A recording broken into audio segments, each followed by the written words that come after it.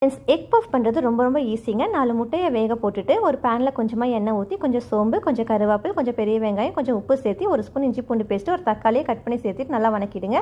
எல்லா மசாலா தூளையும் ஆட் பண்ணதுக்கப்புறம் கொஞ்சமாக தண்ணி ஊற்றி மசாலாவை வேக விடுங்க. மசாலா வெந்தது கொஞ்சமாக பெப்பர், கொத்தமல்லி தலை தூவி இறக்குனீங்கன்னா சூப்பரான மசாலா ரெடி. இப்போ ஸ்டஃபிங் ரெடி ஆயிடுச்சுங்க. நான் இன்றைக்கி ரெடிமேட் பஃப் பேஸ்ட்ரி ஷீட் தான் எடுத்திருக்கேன். அதை இந்த மாதிரி ஆறாக கட் பண்ணிவிட்டு நம்ம பண்ணி வச்சுருக்க மசாலாவையும் எக்கையும் உள்ளே ஸ்டஃபிங் பண்ணிடலாம். இப்போ எல்லாத்தையும் இந்த மாதிரி ரெடி பண்ணி வச்சதுக்கப்புறம் ஓரங்களில் வந்து தண்ணி தொட்டு நல்லா வெட் பண்ணிவிட்டு கிராஸாக நம்ம மடிச்சிடலாங்க.